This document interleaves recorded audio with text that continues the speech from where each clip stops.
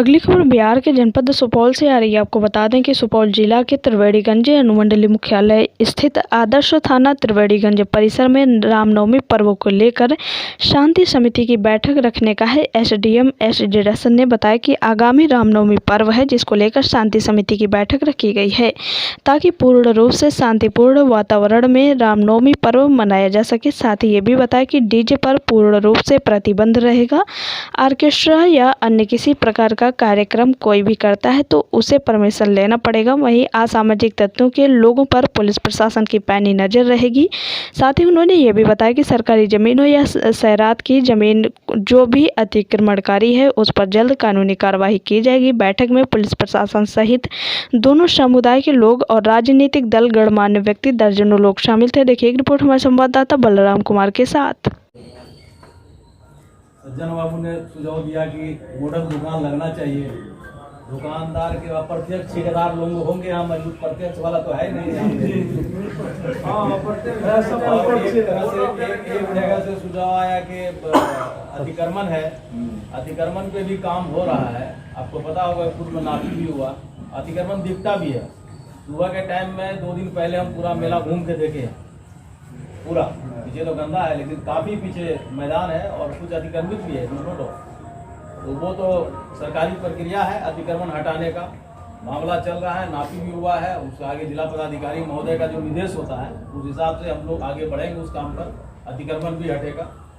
और दुकान की बात है, दुकान अपना ये लगाएं, मॉडल की दुकान आप लगा सकते हैं। आप क्योंकि पहले के ज़माने का जो कंसेप्ट होता था मेला का, जो आप बता रहे हैं, मेला बिग बिजनेस प्लेस होता था, जिसमें इस टाइम पे शॉप नहीं था। लोग मेला पूरा घर वाला बैलगाड़ी पे चल के आता था और रात में अगर आप 11 बजे निकाल रहे हैं, आप 1 से 2 घंटा तक आप टाइम लगाते हैं उसमें, तो वो टाइमिंग तक समाप्त हो। पूरा दिन पूरा रात आपको नहीं रहेगा। तो वो जो टाइमिंग है शेड्यूल, उस हिसाब से आपको शेड्यूल को फॉलो करना पड़ेगा। जो रूट आप बता रहे हैं जिस रूट पे चलना है। बाकी जो आयोजक है, जो शोभा यात्रा का आयोजन करेगा, वो आयोजक जो 20-25 लड़कों का लिस्ट देगा।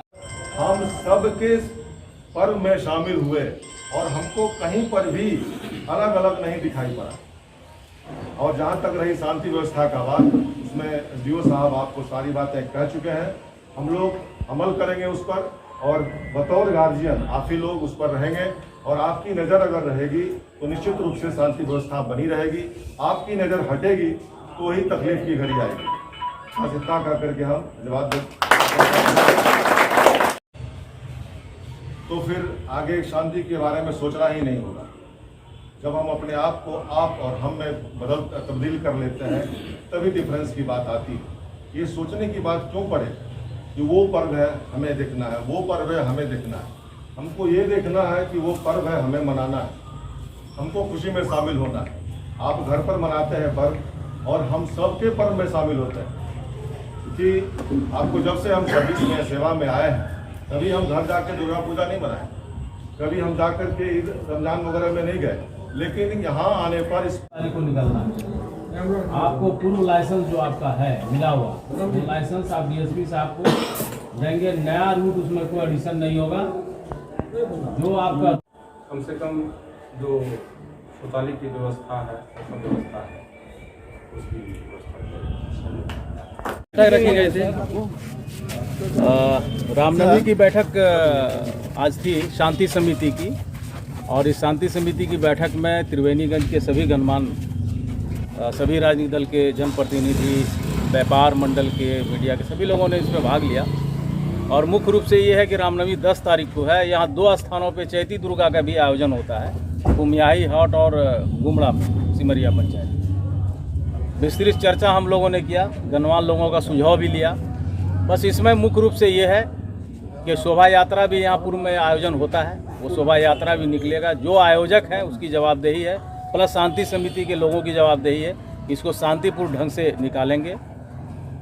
जहाँ पे मेला लग रहा है, ऑर्केस्ट्रा, नाच गाना इत्यादि बगैर अनुमति के कोई नहीं करेंगे। डीजे पे प्रतिबंध रहेगा।